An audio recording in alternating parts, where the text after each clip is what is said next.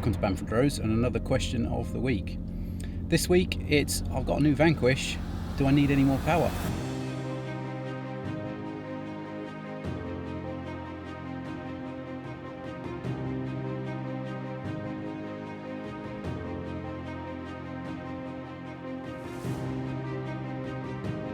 So this is a 2015 Vanquish. It's a 6-speed version, which I really like. There's absolutely no need for 8 speeds. Far too many gear ratios. Gearbox is wanging up and down all the time. 6-speed, much more conventional drive. And 6 speeds can be obtained for a really good price because the market favours 8-speed, the newer car. And that's what makes the 6-speed a really good buy. When Vanquish first came out, it was a bit tamer than what people were expecting. The factory made it more of a GT cruiser than a demanding sports car driver's car.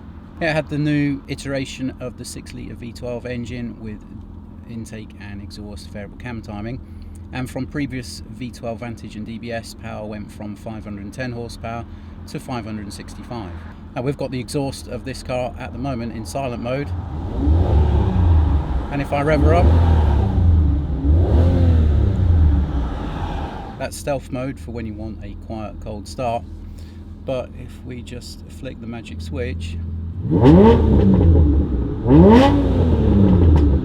this Vanquish sounds fruitier than most because it's had our tubular, tuned equal length exhaust manifolds with high flow catalysts. The ECU remap takes that to around about 620 horsepower. Now the question is, I've already got 565, do I really need over 600? Well, the upgrade isn't about peak power speed only, it's about the increase across the torque range, and this upgrade's going to give a noticeable increase in torque from 1500 RPM through to peak torque speed, through to peak power speed. So really what this upgrade is all about is how the engine more eagerly revs up to 4,000 or 5,000 RPM, and if you wanted to push it to the red line, just how quickly it does punch its way to the red line compared to standard. The Vanquish was already a good sports car as standard, but this upgrade makes it epic.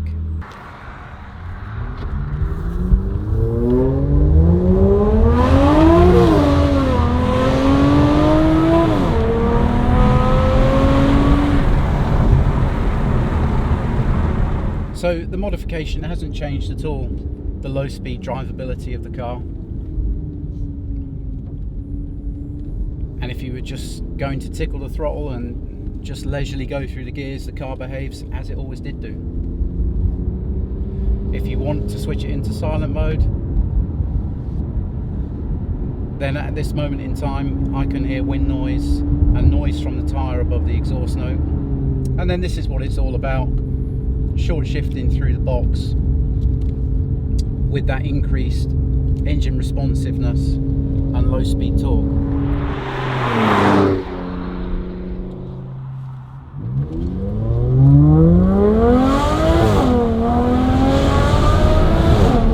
So the exhaust manifold on this car is basically the same as an 04 DB9, which has a starter catalyst per group of 3 cylinders. So for cylinders 1, 2, 3 there's a starter catalyst, 4, 5, 6 starter catalyst. That leads down into a secondary pipe, which then leads into the underfloor catalyst, 1 for each side of the engine. So in total there's 6 catalysts on this car. If you've seen any of our other videos, you'll know it's wise to remove the primary catalyst, because if the engine was to suffer a misfire, the proximity of the catalyst to the cylinder head means that because of the high inlet and exhaust cam valve overlap there is present, the engine sucks back up the failed catalyst debris, and then that fails the engine. So not just for more performance or a better sound, then the exhaust manifold and power increase is good because it gets rid of the primary catalysts. Obviously there's secondary catalysts present, high flow ones, which is good enough to pass MOT test, but no longer is there the risk of the primary catalyst being ingested by the engine should there be a misfire, typically from a coil failure.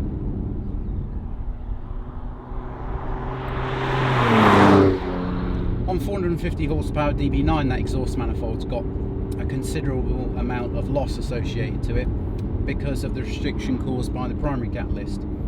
So when performance is upped to 565 horsepower, then it's a bit crazy to think that they use the same exhaust manifold. You know, basically that same exhaust manifold has been in production for approximately 14 years. There could have been some evolution of that exhaust manifold for the benefits of performance, but obviously that wasn't a cost that they were willing to incur. So I said at the start of the video that the 6-speed Vanquish was a good buy because the 8-speed is more favoured, especially Vanquish S.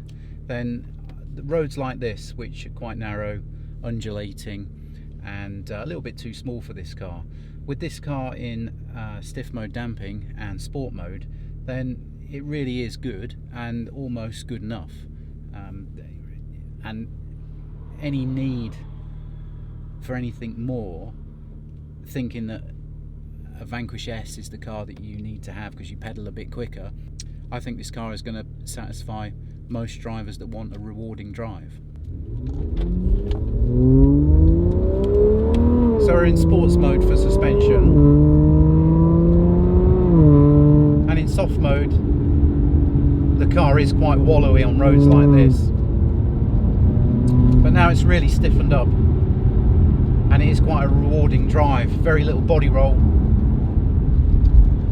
This is about as bumpy and undulating as it's going to get pushing a car on roads like this. The sports car driver in me wants to go for a gear lever. Yeah, the automatic is a bit of a compromise really, but this car does some cool things to try and return that sports car feel. So if we're in drive and you come up to a junction maybe on the brake, it's going to simulate downshifting, so at least it gives you the feeling that you're in a sports car with the right transmission. There's no questioning from all the filming that we've done that this car is absolutely drop dead gorgeous. Interior, it's a really nice place to be. It's got a Bang & Olufsen stereo. I'm not that much of a fan of the touch sensitive dash. I prefer analog, but it doesn't detract and it's a very nice place to be. Brakes are phenomenally powerful on this car and it's set up quite well. Even when you haul it up from high speeds, the nose doesn't want to dive. If you hadn't worked it out by now, I'm a real big fan of Vanquish, and I'm a real big fan of classic Vanquish too. Horses for courses, there's an occasion for each car, and sometimes you just want to waft along in the presence that only a classic Vanquish has. But in times when you want some of the spirit, some of the essence of Vanquish, but you want to make more progression on roads like this, then this car comes into its own. Upgraded, I'm an even bigger fan of this car. But would I own one? Not on your life. I'd be banned within a week.